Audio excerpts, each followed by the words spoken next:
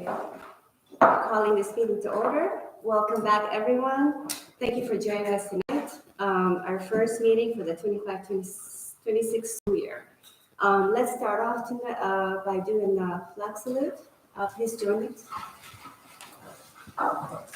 Pledge allegiance to the flag of the United States of America and to the republic for which it stands, one nation, under God, indivisible, with liberty and justice for all.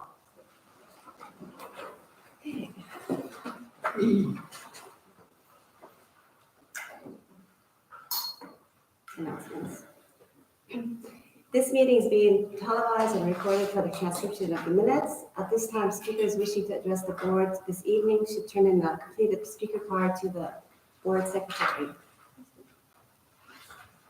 Okay, report and action item taken in closed session. Trustee Barbell? Yes, the board voted 4-0 to approve San Mateo County School Insurance Group Claim Number 2025-00550 in the amount of $20,000. The school district is only responsible for the deductible of $1,500. Trustee Beltrami is not in attendance at this evening's meeting. All right, thank you. Next on the agenda, approval of the, recommended to approve the agenda for tonight. I need a motion for approval. I'll make a motion. So moved. All in favor say aye. Aye. All opposed say no. The motion carries. Thank you.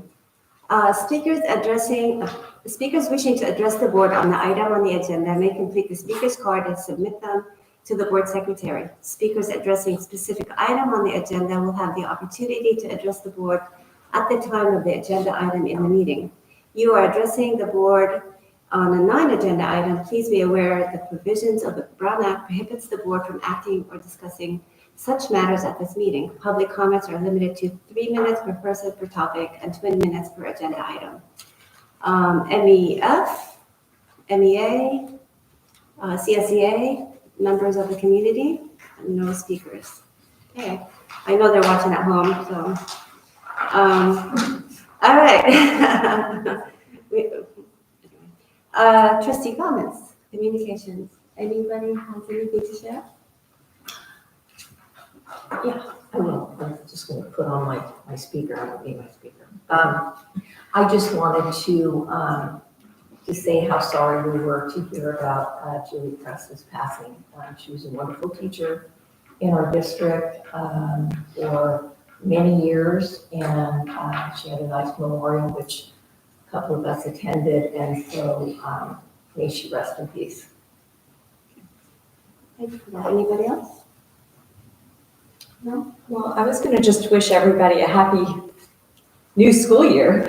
I hope everybody's feeling super refreshed from the summer and that they had a time to spend with their families and with their friends, and that the kids got to experience new things. I know that the first day of school is always super exciting. For me, it's a little bittersweet, as this will be my last first day of school for my youngest child, at least in Millbrae. And it's always such a good marker for kids growing and challenging themselves. Every year is just a new challenge, but always so fun to pick out new pencils and new outfits and things like that. So anyway, for our staff, I know that it's about getting your classrooms ready and prepared for everybody, and I'm sure that's all been very exciting as well. And I guess this year we're welcoming tons of TK students and a new math curriculum, which we're excited about. And, you know, I just wanted to kind of wish everybody a great new year. So.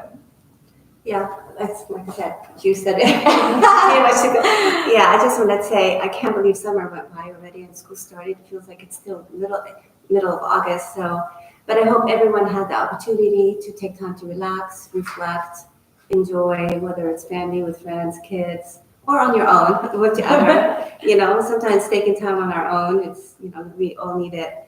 And I am looking for another great year with our amazing staff at the district office, at school sites, on our campuses. And I think that's what, it's always fun to come back from the summer, because coming to the Millbrae family and coming together again. I kind of missed you guys a little bit. Anyway, so yeah, looking forward to a great year. So thank you. Next would be our superintendent. All right, well, we are ready for the 25-26 school year. We had our kickoff today, and we say welcome back, but we have to realize that there are people who work 12 months out of the year. And actually, as I look out in the audience here of our staff members, all of them worked during the summertime. But especially our student nutrition and our custodial staff and our maintenance and operations, they are working year round, getting the schools ready, cleaning the schools, sprucing them up. I know we have some, they have paint jobs, we have new hooks for all of our students to hang their backpacks. Hooks for The safe hooks, for the kindergarten. You got them? Yes. We've been ordering furniture because yes, we do have an increase of TK, and so thank you to Rudy's team and everything was delivered, and the TK. Next time I'll show you a picture of the TK furniture because it looks great. But I will start with just looking at our 25-26 enrollment, and I know overall, when I first came to the district, there was a projection that we would be declining slightly, and that has not been the case, but that is probably accurate that most of our increased enrollment is in transitional kindergarten, which makes sense. This is the first year that we have all of our, as long as you are 4 years old by September 1st, you are eligible for TK. It's also changed the ratio. So last year it was a 12-to-1 adult to student ratio. This year it is 10-to-1. So if you look at the chart up here, it just shows our projected enrollment for Thursday when school starts. Now, of course, this, we will always update it with what we call our in-seat count to see which students show up. But you can see if you look at Green Hills and Meadows, they've gone up quite a bit, but it's mostly transitional kindergarten. So we now have 2 classes at Green Hills, Meadows, and Spring Valley for transitional kindergarten, and 1 class at Lomita Park. But overall, you can see that we are up a little. We did add a 3rd kindergarten class to Spring Valley because we realized that, sometimes we don't love overflowing students, and sometimes it's unavoidable to overflow 1 or 2, and generally they are summer registrations. But we had, quite a few kindergarten students who were enrolled, and if we realized if we were to go back to overflow, we would have to go back to people who registered the 3rd day of registration in January. So we did open it up, and it is important for us to have our students stay in their home schools. This year we have 1 multi-age class at Lomita Park. That's a 2-3. However, we did add a teacher for Lomita Park so that we could keep our kindergarten and 1st grade classes on the smaller side. Right now, I think they're sitting about 19, and that fluctuates a little bit.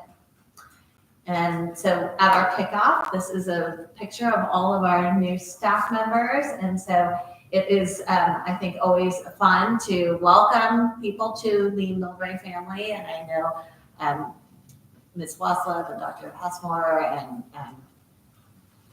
kind of orchestrated the new staff orientation, new teacher orientation last week. And I think it was a really good group. So we love welcoming new staff, but also with that, I'm going to come back to this. And then I'll go back. Also with our new staff, we also honor our staff members who have put in a number of years of service to Millbrae. And so here you see a picture of 10 years and 20 years on the left, as well as 25 and 30 years. So I think it's kind of a nice combination because we're welcoming our new staff members, but all of our new staff members are seeing all of our staff who've been in Millbrae for a while. So let me go back to district trainings. This is the week that we come back.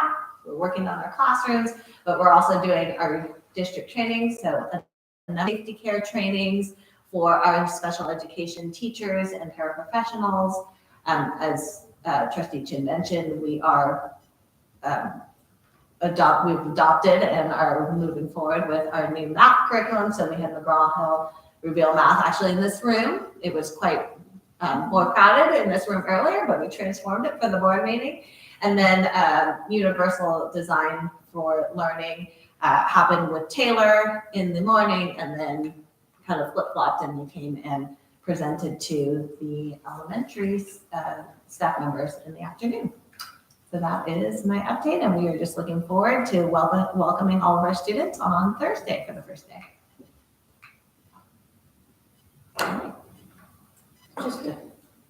Just a comment, just looking at over the numbers at each school site, I know that's going to change, just an FYI, because Lamita Park generally gets their biggest enrollment probably in September enrollees, and so those numbers will probably change quite a bit, which makes it look like we are growing, which is wonderful. We haven't lost, I think it's a total of 8. We're down like 8 students. Well, if we look overall district-wide, we are up, but that is because of TK. The TK. Yes. Yeah. Okay. Next on the agenda, we have a presentation, an update from the summer program. Yeah, I'll start by introducing. So we had our summer programs happening at 3 out of our sites this summer. And so they are here to present 3 different programs. I'm going to mention them, but I don't know, we're kind of taking turns. So I don't need all of you unless you really want to all stand together. I think Principal Dees is going to start first. So Carrie Dees oversaw our Big Lift Inspiring Summer program, which is called BLISS. That was at Lamita Park, and that was a rising kindergarten through 3rd grade focused on literacy in the morning and STEAM activities in the afternoon. And then Ms. Kathleen Richardson was the administrator for Taylor Middle School. It's middle school, but we actually put rising 4th, 5th, and 6th graders at that site. So we had 4th and 5th grade for intervention in the 6th grade bridge program. So that's our transition program from the elementary to middle school.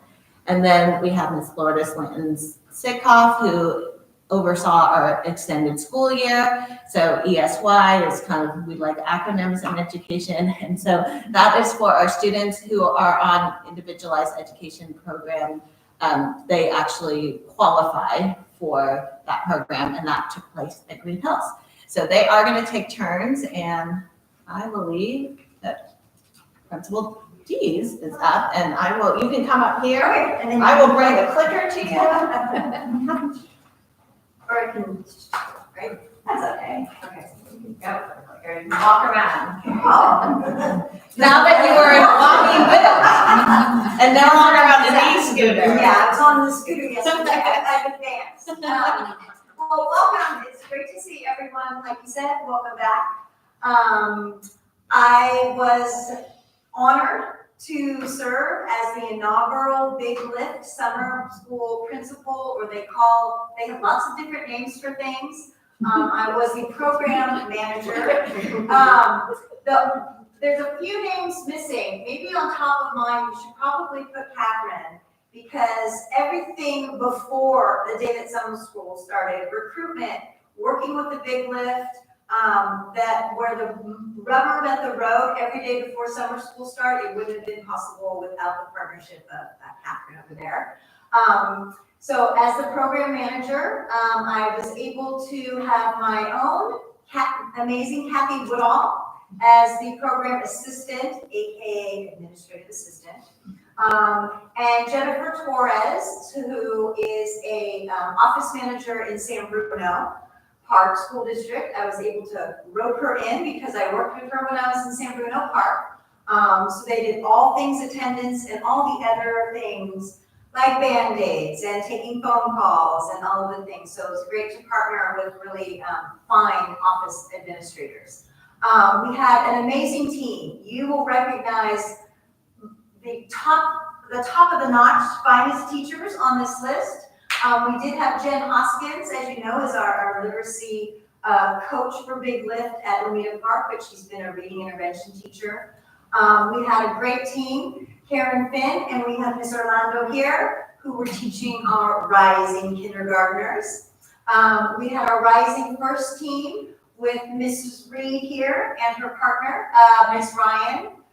Great first rising second grade team, Sarah Yule, Barbara Wong, and then the dream team at Lamita, Courtney Madrano and Tigri Shamia.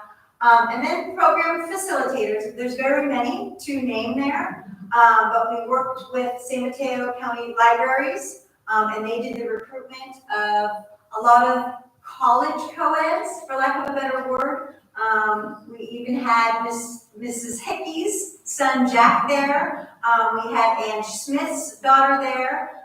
So it was a family affair, and they were a lot of high school, college kids, or other facilitators that were hired by the San Mateo library system. One of the things that when I saw this slide, one thing that made it so special and different for me this summer, because I've done summer school for many years, is that I couldn't just wear one Lomita or Green Hills shirt. I was fortunate to work with all families and all teachers throughout the school district. So it was a great community building effort because they all picked up their kids, and you'll see a little opportunity where they were able to engage as well. So how the day was structured, there was really a specific AM and PM portion. The mornings focused on academic instruction, led by our highly qualified teachers, and the curriculum was the Bell Excel model. So it was a very heavily embedded phonics program, and there was also some math as well. The afternoons were led by those facilitators that I spoke about. So there was 2 of them in the classroom. The kids continued after lunch until 4 p.m. in STEAM activities, bless you. And the enrichment activities were from the CREATE curriculum provided by the San Mateo libraries. So as you can see, there's Mrs. Ewell in a small group. So during the mornings, when the teachers also had the academic time, they were given a facilitator, paraeducator, instructional aide, so it was able to have kids break into small groups. And the teachers did a great job guiding and leading the facilitators through what it meant. Many of them, it was their first time working with children. So it was a great experience. One of the overarching messages that we want to communicate with the community is the importance of our parent partnership. So part of the Big Lift program is family engagement. We were able to create some with Jen Hoskins and our teams that created this. Jen Hoskins facilitated Monday morning meetings. So while the scholars, as they were called, not students, not learners, not kids, they were called scholars, she brought the parents into the library with their scholar, and they did some modeling of how to best practices of reading with your children at home. So that was a great skill building activity, and we had parents from all schools that were in attendance on those Monday mornings. We had a great family literacy event. These teachers as well participated in an event where we invited all the families who were able to come, and they engaged them in various activities, sort of a station rotation model where they could learn some phonics or build books or play games all around the focus of literacy. We had a closing ceremony, which all families were invited to, and with that, every classroom was introduced, and for the summer program, we had a theme, and it was the beach. So every cluster, not classroom, every cluster had a marine animal or something beachy, sand castles, sea stars. And so when they came up on the stage, they did some little action, like, let's hear what the sharks say. What does the shark say? Chomp, chomp, chomp. So all of those kids had some little thing that they celebrated what their cluster name was. And then at sort of like an open house, we had a classroom showcase. So towards the end of the program, all parents were also invited to come and tour the classrooms to see the activities, both that were done during the day with the literacy and the mathematics, but they also got a snapshot of what they were doing in the afternoon with the STEAM activities. All happened in 4 weeks minus 2 days of holidays. So we crammed in a lot. And we did some field trips. So every Friday, we missed one Friday because of 4th of July. We went to Curiosity the first week out at Coyote Point. And then week 2, we went to the park and enjoyed the park. Kids, scholars participated in a scavenger hunt.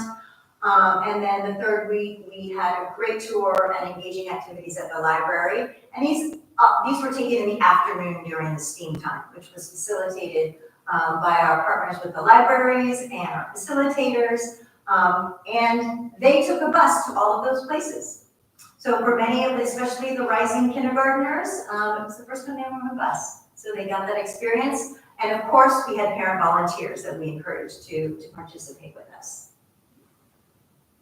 And lastly, we had a great big goal for literacy. I want to thank Jen Hoskins and our team who did some pre and some post assessments. So you can see the growth here. Because of the varying levels of the grade, we sort of pinpointed on one specific thing in literacy. So Rising First, it was improving or maintaining their letter sounds.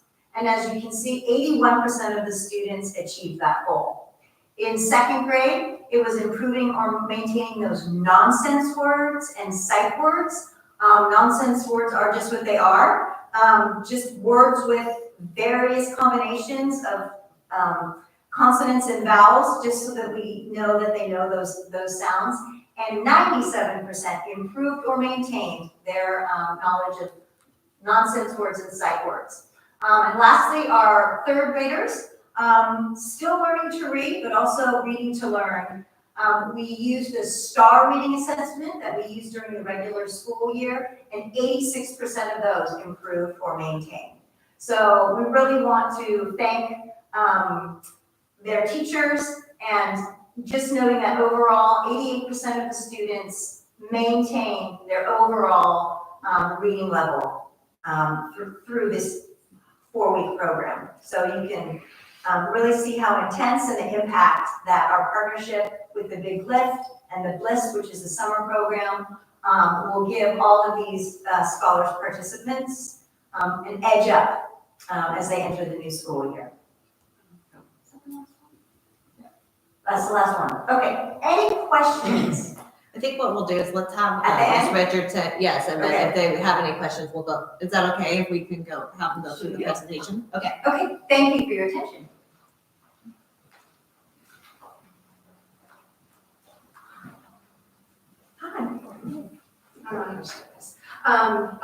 Thank you for letting me speak about this. I'm gonna go to the next one. So at Taylor, we hosted 2 programs at the same time. We had the Rising 4th and 5th graders, part of Summer Academy, and those students were doing enrichment, intervention. And we had fabulous teachers, Natalie Petrago, Eddie Grassi for the Rising 4th graders, Susan Sawchuk and Lauren Wong for the Rising 5th graders. And they had their self-contained classrooms. I did separate the elementary students from the middle school students a little bit. I stuck my office in between everybody. So the Rising 4th graders, we keep them contained. So they were in B Hall. And then the Rising 5th graders were at the beginning of A Hall with the Rising 6th graders. One thing that came out of that was that both Ms. Sawchuk and Ms. Wong said that the Rising 5th graders, it was a positive experience for them to be paired with the Rising 6th graders because it made coming to middle school, which is starting to be on their mind, a little less scary because they got to see, oh, well, they're changing classes and they're okay and they're fine, and so I'm gonna be okay too. So it was interesting to get their perspective because I wasn't sure how it was gonna be. I was a little worried that we didn't have any play structures for them, but Coach Gill brought out sports equipment during recess and during brunch and lunch, and the kids all ran around and played balls, played basketball and volleyball, and just had a great time. So, and they all interacted. And some of our students were able to interact with some of our ESY students. I had a very, very lovely Rising 5th grader come up to me at lunch one day and say, can I go sit with Yanni, who was in the ESY program. I'm like, absolutely. So, in having the students all be able to mix and talk to each other, was a really positive experience. So this, rising fourth grade classrooms, and our rising fifth grade classrooms. Who's falling in? He looks like he's sleeping, but he's not. He's reading. Oh, okay. Yeah, They're reading. He's reading along. Pictures. He's not asleep. I wouldn't have taken it otherwise. And then we had our summer bridge program. And we had 4 wonderful classes for summer bridge, and this was enrichment as to get the students introduced to what is it like to change classes, what is it like to have all of these different teachers all day long. So we had Mr. Emery, Tom Emery teaching math, and it was sort of interesting because he had gotten all of this curriculum together from one of our math teachers, and then over the weekend he found something that was something that he'd had from years ago, and he brought that in, and it was a wonderful experience for the students. I had a parent email me that her son had a great day in math class and had never had a great day in math class. And so I'm going to show you a picture that shows what he did. We had Mr. Rudinsky teaching chess, and he teaches chess. You know, it's not they're sitting in the classroom playing chess. He's like, here's the different ways you start, and here's all of the different moves, and I know nothing about chess, so I'm not talking about this correctly. The one parent comment I got was that their student loved playing chess. They didn't like the tournaments, so that was good feedback. But I sent out surveys to all of the parents, both Summer Academy and Summer Bridge, and I got 3 back. So, Mr. Walker did ELA, did a lot of wordplay. What do you know about your parts of speech? Just working on building that language, building the vocabulary. How do you take a word and change it from a verb to a noun? Change that to an adjective. Working on all of those things. Coach Gill did PE, and when I brought to him the idea of integrating the elementary students for at least 1 day a week, he was a little freaked out. But in the end, it was wonderful. If we did it again, so I had him do it at the end of the week, so it would be something that they could look forward to, but the field was never available. So I think if we did it again, it would be a day of the week where the field would be available, because he really wanted them to be able to capture the flag. So, but they played dodgeball, and they had a day where they just got to pick what they did, and so some of the kids played volleyball, some of the kids played basketball, some of the kids played badminton, some of them just walked around. And that was the only rule, you had to be moving. So it was very UDL of him, and he had not had UDL training yet. So 6th graders practice their daily schedule. I kind of went over all of this already. The math project, he did a project-based learning. They created houses with yards, and then they had to figure out the cost to build it all. And they made little models. So they were doing area and a perimeter and the calculations for how do you figure out how much material you need for your walls and your roof and everything, and then they took them along. So here's our chess classroom. You can see they're all very immersed in it, and they were all very immersed in it. I think it was the 3rd day where Mr. Rudinsky came up to me at brunch and said they didn't want to leave. They wanted to keep playing. So it was fantastic. So you can see in this picture they've got their little models of their houses. And so they had to map it out on grid paper, and then they had to build it. So they spent 3 weeks doing this, and they made yards and decided they wanted a pool and how much was that going to cost. So it was very immersive, and the students did a fabulous job with it. Mr. Walker's class, I don't know how many of you played the New York Times spelling bee puzzle, but Mr. Walker was able to find sort of printouts so that they could work on how many words can I make with all of these letters. So that was something that they could do if they were done with other things that they were doing. And Coach Gill, so we've got our badminton picture there, and our all grades dodgeball on the right there. And that's all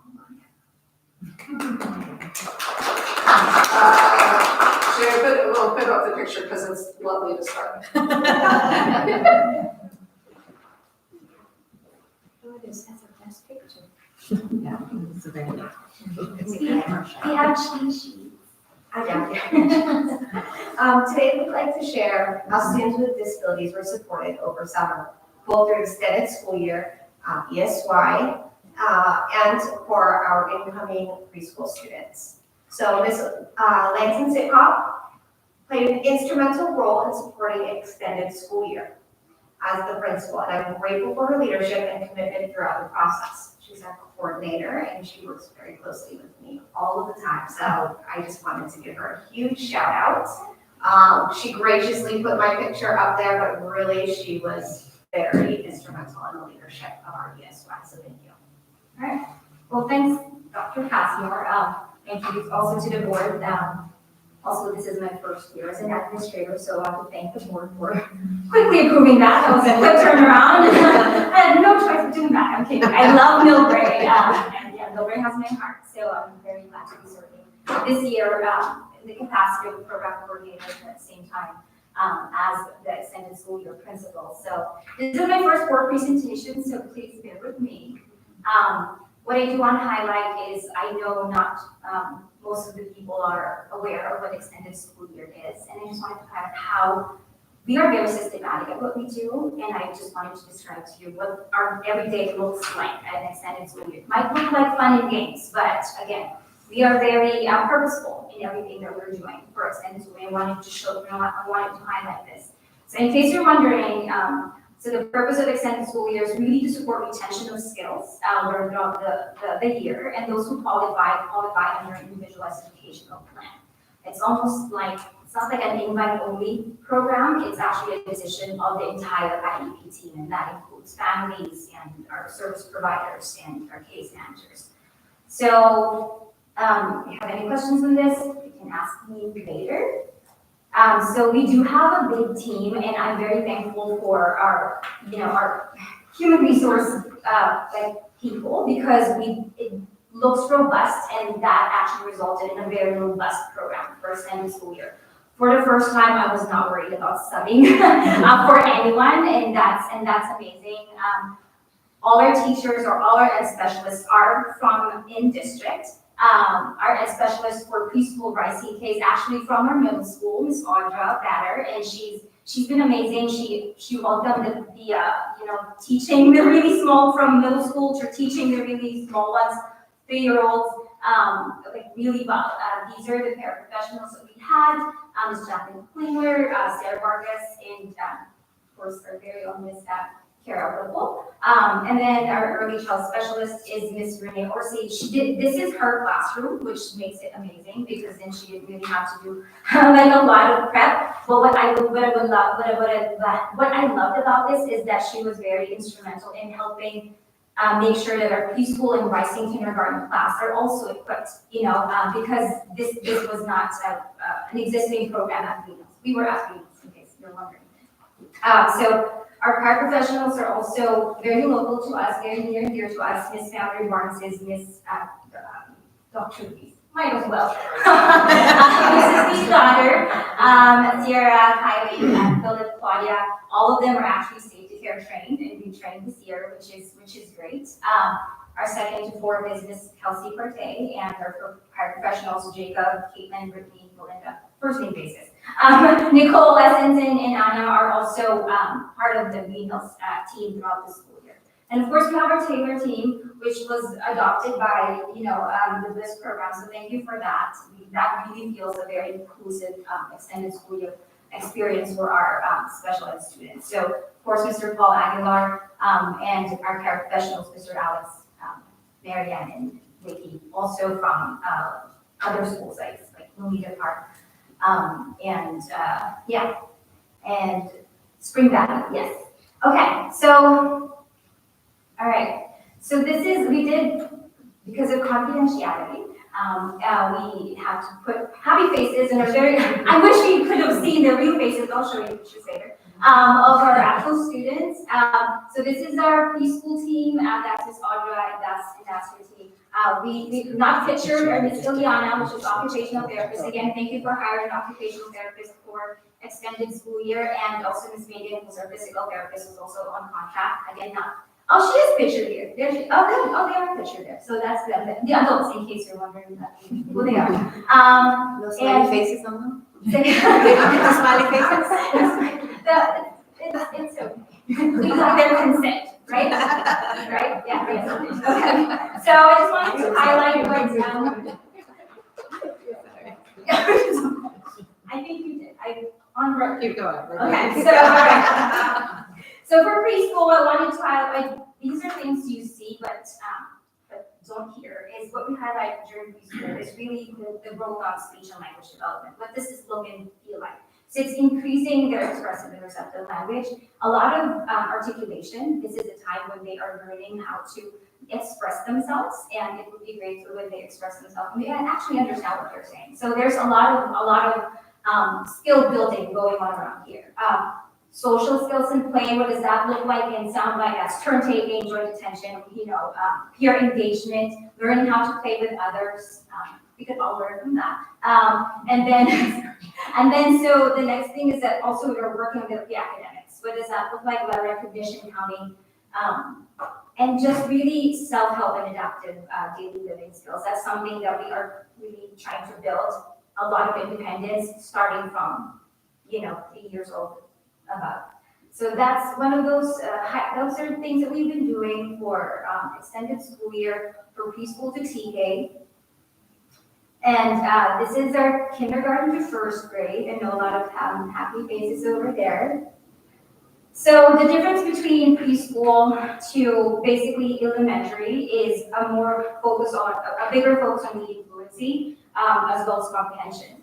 So it may sound like they are playing, but in reality, we are building a lot of language through even extended school year through play.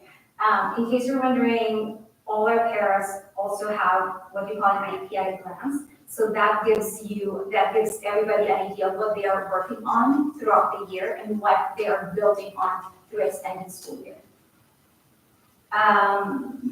We also had a 4th of July celebration that we were supposed to hold at the big playground, but thank you to Mr. Rudy for all helping us make sure that our programs, that our playgrounds are well kept.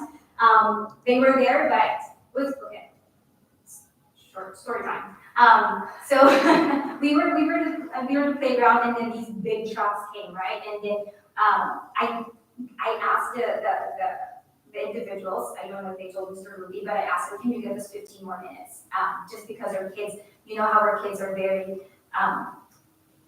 time is very important to them. The kind of structure that we offer in our program is really very strict and purposeful. So I told them they have 15 more minutes of play. Can you just hold off? So imagine there's big trucks around and there's these small kids playing. And then what I loved about that was that the construction workers actually came over and sat down with the kids. Aww. And of course, imagine these trucks are they're playing with it, and now they're real life, these tractors around. And what was great about that was one of the the workers were saying like, oh, now I have something to tell my wife when I come home, because they sat down with the kids, you know, really like talked to them, looked at the tools, they showed some tools, which was great.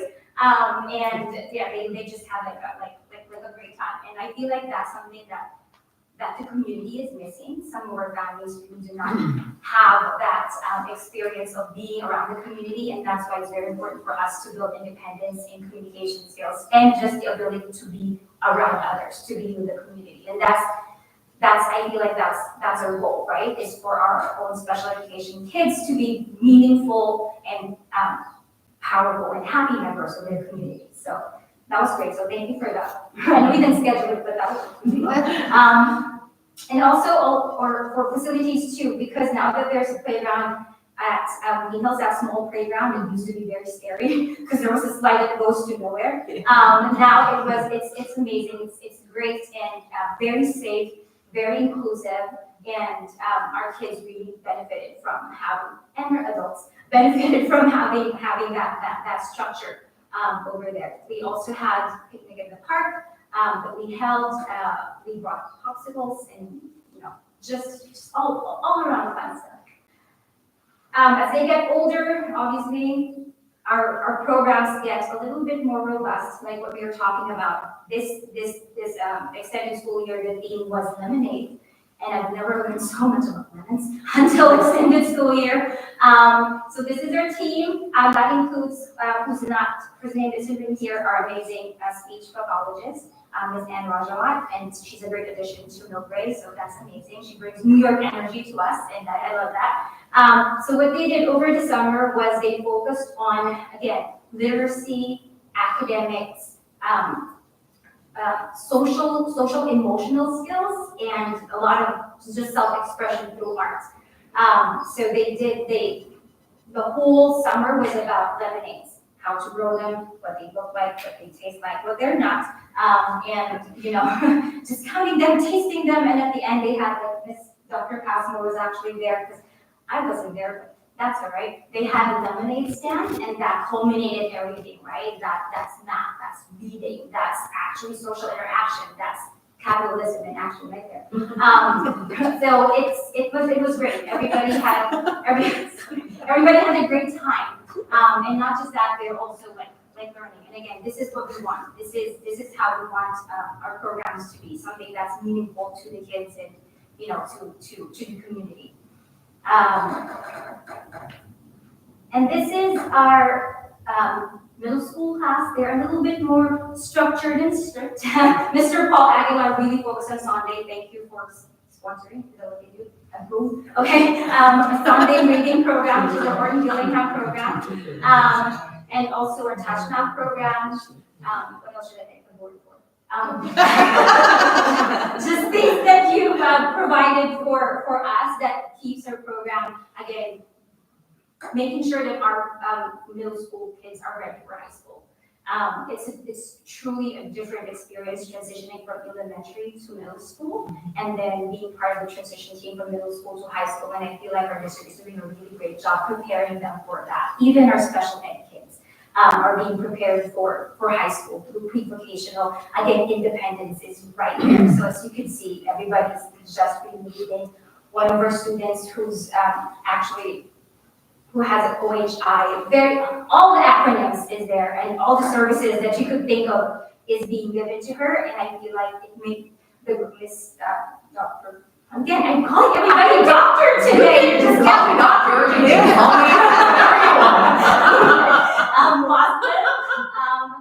She came from Meadows. How do I say this? The student has been from nonverbal, not even mobile, really focused on adaptive daily living skills, to see her in middle school actually learning to spell and read and write. And finally, you know her, Ms. Ferrario, to finally engaging in an academic lesson. And I'm really excited for her. This has really helped her and her family. You will see them. They are like they have the Lomita Park kids all the way to Taylor. This family is very grateful for our program and for us.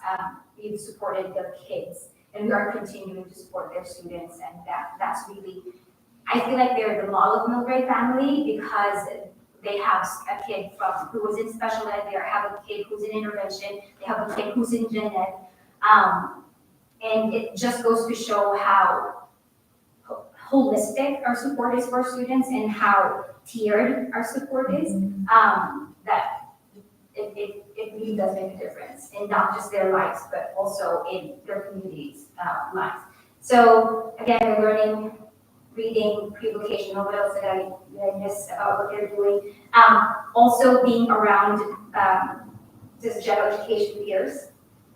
They being in PE with them is like learning how to play, learning, not just like play, but actually engaging in how to lose is a very important skill set, right? And being a gracious sport, that's something that they would take on in their lives. And I'm very excited again for our students. That's Miss Ava. She's retired because she has grandchildren whom she will be lovingly raising. And that's Miss Tamara. As you know, she's now our Oneida Park. And Miss Vicky, who continues to serve over at Spring Valley. So,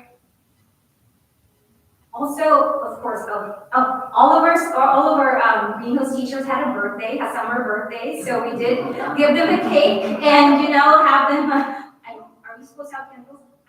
It's okay, very small. Those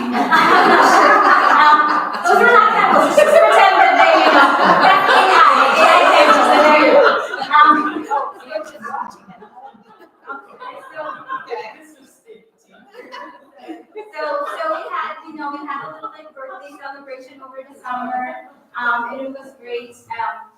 One of the things I learned as, a new administrator is actually really working with our nutrition services program again with Dr. Ruby again. Dr. Now, everybody does have and whenever you do, you're so good at it. They're like honorary docs. It is like from needing evacuate all the way to who has what for lunch is again a very concerted effort, and it's not easy. Like figuring out which kids have which lunch and all that, and it just goes to show how much we go above and beyond our students. Imagine asking them what they want for lunch and actually being able to provide it for them, or having a custodian on staff to say like, hey, we spilled something, and then they're right there. Again, safety and hygiene and nutrition is a big part of who we are as a community. It's important for Millbrae. That's the last slide. That is the last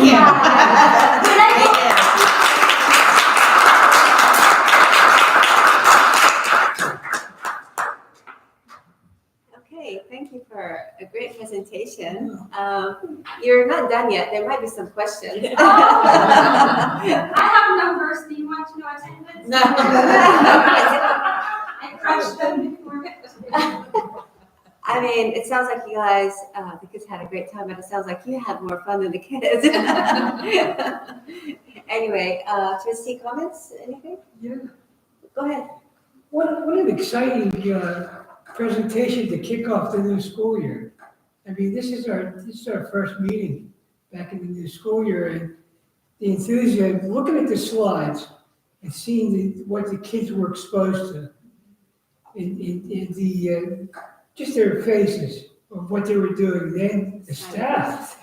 I mean, you guys were like exhilarating to present. I mean, this was a great presentation. I really appreciate it, and I want to say thank you to everybody that was there, because it's not an easy thing to give up a big chunk of your summer to come in and do what you did.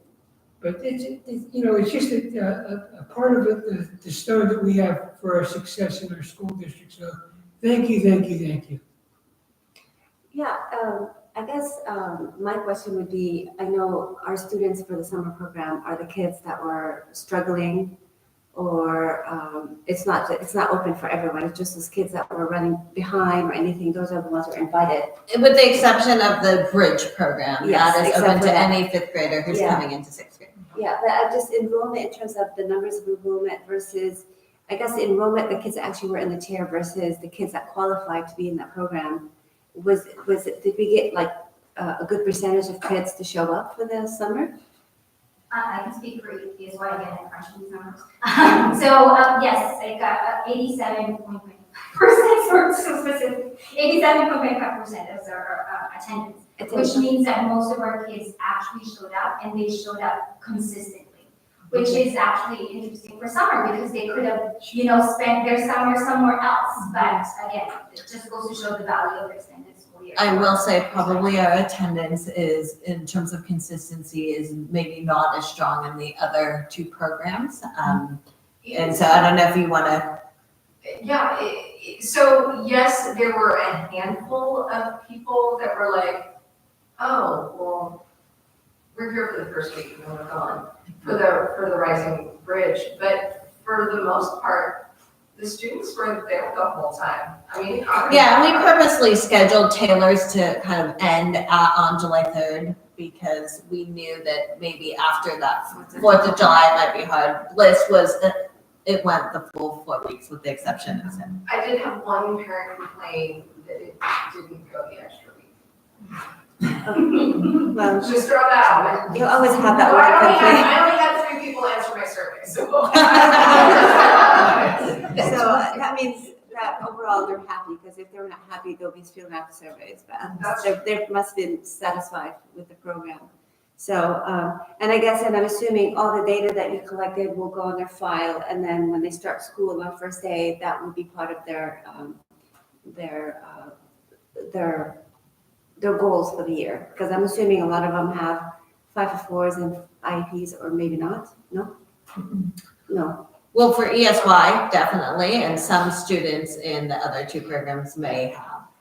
Okay. Yeah. Okay. All right. Thank you. No more. Yeah, I mean, I just want to say what an amazing and robust summer program. I think out of all the years that I've been in this district, this is by far the most robust. And it's amazing how many students we were able to touch. And I'm a data queen, so I loved seeing the data that was provided, especially on the Bliss. And hope more parents will fill in the survey next year for Taylor. But, I did have a chance to sort of observe Taylor, I think, in action a couple of times when I was walking the dog, and everybody seemed super happy, including some of the staff there. So it was great. Thank you, everybody, for all the amazing work that you did over the summer. I was able to go to Green Hills, and Principal Deese took me around. I was at Lamita Park with Principal Deese from Green Hills. Anyway, visiting, I saw Miss Reed's class, Mrs. Orlando's class, and just right down the line, the kids were having so much fun and learning and just happy to be there. And I commented on the length of the day, because it's not just the morning, right? So they had STEAM in the afternoon, but still, that's a long day for these kinders.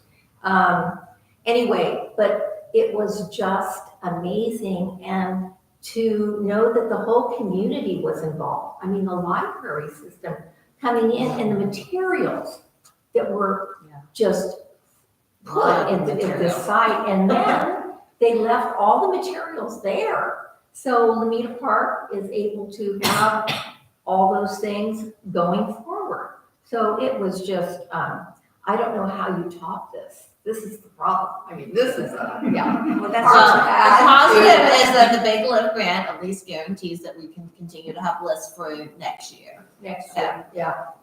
So, and just thank you, like Frank said, for giving up a portion of your summer. I'm sure it was rewarding for all of you. And Catherine, I commend you so much on, this is our first year doing this. And so it was kind of a new thing, right? So kudos to all of you. Thank you so much.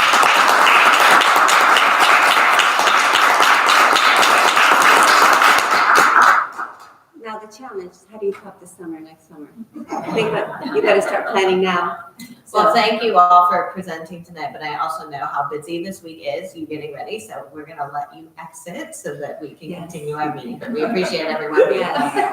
Does that include over here? It does, it's up to you. Yeah.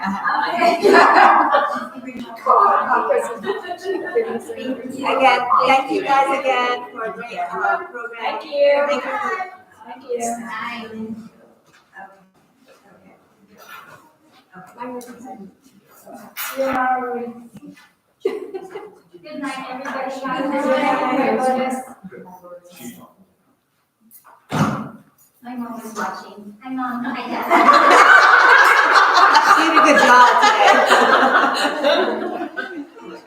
Or it's another day. Hey, Gary, what happened to, your little? It's on camera, so Really, don't. really good, but one of them needed a little help, so it was a little surgery. No details. Yeah, We're on the mend, thank you. We're on Zoom right now, so. Okay, next, consent agenda. I need a motion for approval of the consent agenda for tonight. So moved. I need a second. Oh, second? All in favor say aye. Aye. All opposed say no. Motion carries. Okay, there's a lot on the agenda. I mean, this consent agenda. Anyway, There is always a lot, I'll just make a quick comment that a lot of them are contracted employees, which is part of the reason why we have this meeting, so we can have them officially board approved when we start. And then there's just a lot of yearly things that come up, so. all right, district business. No. We'll talk about. Okay, district business.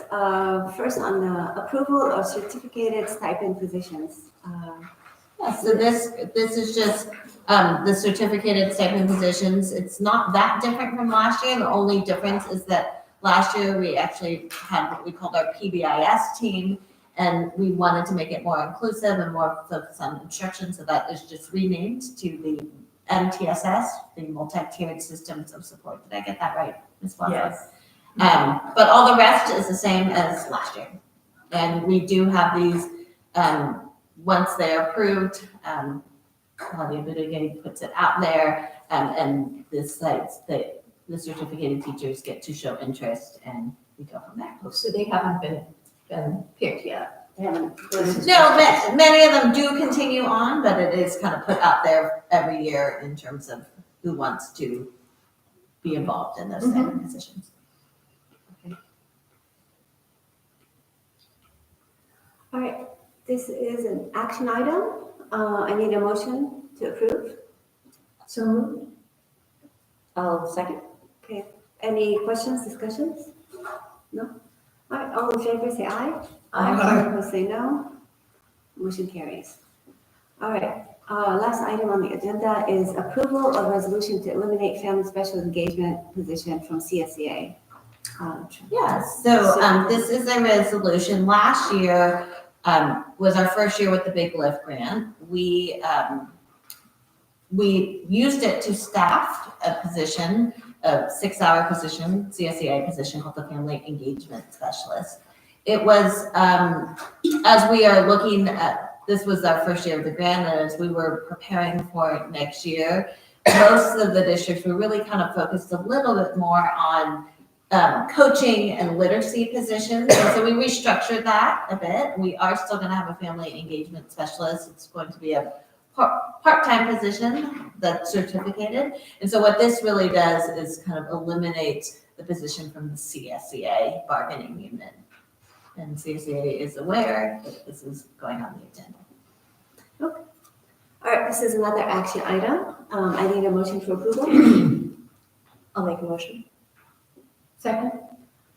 Any questions, discussion? No? All in favor say aye. Aye. All opposed say no. Okay, motion carries. Possible future agenda item. So I know the last meeting in June, we talked about possibly having a schedule of presentations, so we're not running behind at the end to kind of push in all the presentations that we want. So is that what we're gonna do?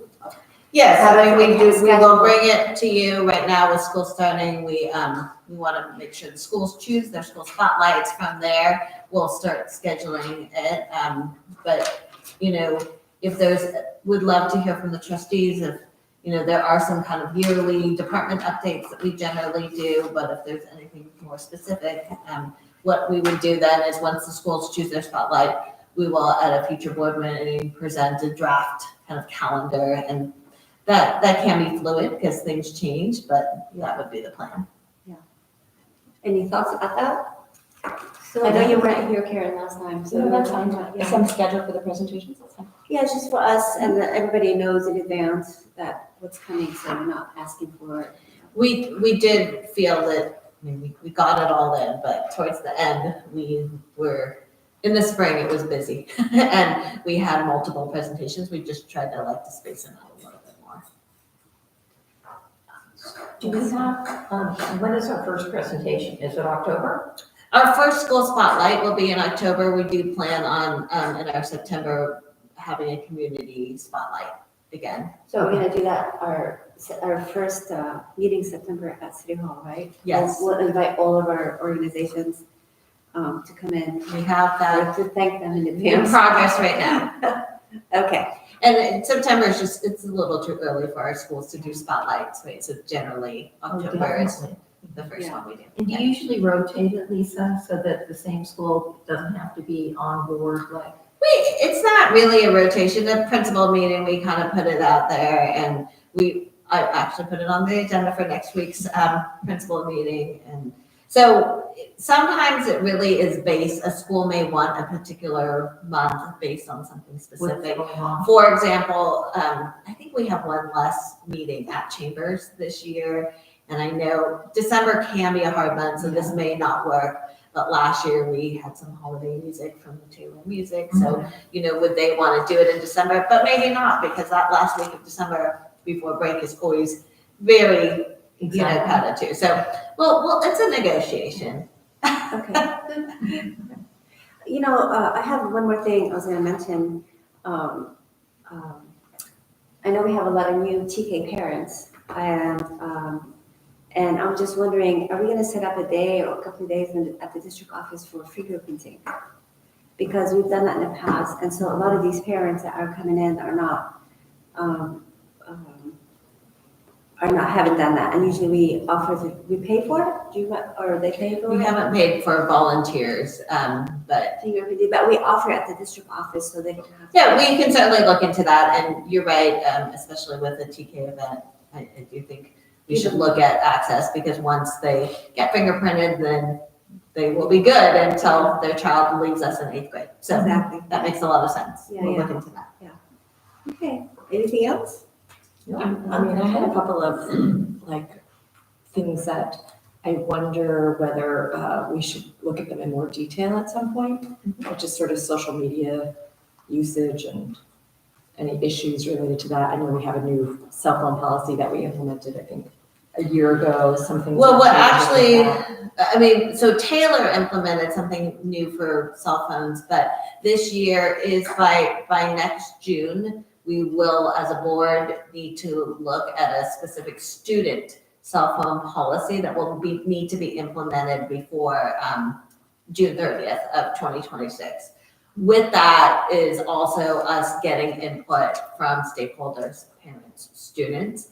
I know that's specifically focused on phones, but that is something that is on the horizon for us. Yeah, I just want to kind of put that on the radar and to, I don't know, maybe get ahead of or it's not actually ahead of it because we're behind now on the social media aspect of it. So broadening that out from the sort of feedback I'm hearing, sort of the social media issues that are kind of impacting all of our middle school kids mostly, more broadly, but even specifically at Taylor. I think that's been an issue, and it may be good to just kind of put some spotlight on it to get to some sort of resolution. Common Sense Media too, and some of the parent education we've been doing. Okay. Yeah. Partnership with Common Sense Media would be supporting that. Yeah. I mean, whoever we can engage to kind of help us get to some sort of agreement, and then whatever board policy we can put in place to kind of support whatever may be the outcome of that.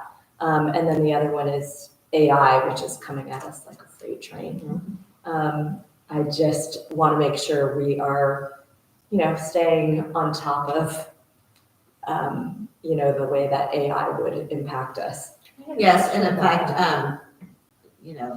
our director of IT, Jeff Horn, did attend an AI conference in summer and then also presented at our administrative retreat. Yeah, I have a question about that too, Karen. Jeff, I know we have Gemini, and is for teacher use only? No, this year, well, there's a couple things we talked about regarding AI, but with the approval of Securely, which we just did in the spring, and is now implemented, we had a training today at Taylor Middle School in the afternoon with their staff. They are directly integrated with ChatGPT, and they're almost done with integration with Gemini. So what that means is, as a student, if you were choosing to use an AI tool, let's say you go to chatgpt.com, it's going to redirect you to the AI chat that's a part of Securely, which has blocked certain things. Inappropriate content is automatically blocked because it's a direct integration with ChatGPT. So basically, ChatGPT came to Securely 5 years ago and said, we want to get this in the hands of kids, but how do we do it safely? Your company's focused on keeping kids safe. And so they basically built it out, and Securely said, we'll do it for you, but you can't learn from kids because it's against the law. We'll do it for you, but we're not going to charge for it. We're going to include it as part of our normal product, and we'll do it for you, but we need like direct connection. And so ChatGPT, OpenAI, the company, said, okay. And then Google recently has done the same thing. They've engaged with Securely to build out theirs as well. So it allows us to monitor what our students are doing on AI. It allows us to keep kids safe with what they're doing. It also allows us to put our own rules in. So if we want to say like, it as a whole, its primary focus is to tutor students, not ever going to give you an answer, unlike a traditional AI would. And because of the way we have our filtering set up, or we're in the middle of building with the AI tool, it will, like I said, capture if a student goes to Gemini.Google, if they go to chatgpt.com, it's going to redirect them to our AI chat. So I'm excited. It's going to be, it's right around the corner. And there are now Gemini tools built into Google Classroom, directly integrated. That just rolls out. So it's free. It's going to be free to our students and included with our students as part of our Securely engagement. Yeah. Yeah, because I know there are some districts that have started with for staff first. Correct. To use it as a teaching tool to differentiate instruction. But I wasn't sure whether our students were. And so when a student brings home a device, is it automatically on there, or is it just during school time? So if it's, so we don't often give our devices out to students unless there's a need. But if they are taking our device home, it is there. It's engaged and active anytime the device is being used. If they're on their own device and signed in to their Millbrae account, it will also be engaged and active for them during that time. If they're on their own device and not signed into our account, then that won't be there. It would be open to them just like it would be any other time, if they're on their phone or whatever else it might be, it's an older student. But Google did do a lot of work, like you referenced, Google Gemini now and Notebook LM are both now approved and went through the whole process to work for students. So even without the Securely layer on top, which we are going to use, Gemini has been authorized and vetted to be used for any age student now, and that's also brand new as of a couple weeks ago. So it is, again, it's kind of like teaching students as they're using it. Sure. But as we've talked about this forum, I feel very strongly that responsible and ethical use and that education part for our students is critical to their success, not only now, but in their future career and in their future lives. And AI is not going away. If we're not preparing our kids, we're failing our kids. So, what about parent? Have you had any parents concerned about the usage, and do we have to get approval, or Is there a form that we use? I don't know. I just Is it, have I guess there's I see, I think a that's- opt-in. I think there's so many questions around parent support. Should we be using it? Should we not be? How Yeah. much? I just wonder how Yeah. we're going to get that information Yeah. from parents, so. I don't What know if that's- specific information are you asking? Whether they about? want their student to be on that program. I think that's why I would sort of like a broader discussion on all, I don't Maybe- even know what to ask. And it's changing so I don't know a fast. lot, a little bit, but But of you know course what? Jeff would be the person you'd But ask. Jeff's made a great comment was, AI is not going anywhere. So it would be bad on us not to engage our kids. And if they're not gonna engage within us, with us teaching them and guiding them, they're gonna do it on their own. So might as well be part of that discussion and guide them and show them what's good and bad. And so this way, we teach good habits instead of bad habits. If we're gonna wait for our kids to know it and then try to unteach the bad habits, that's gonna be harder, I think, for us to do. Yeah, I agree, except it's not a part of our curriculum. Correct, and I feel like it's not a decision that can be made solely by Jeff, because it needs to be a broader discussion of how we integrate it into our curriculum or not.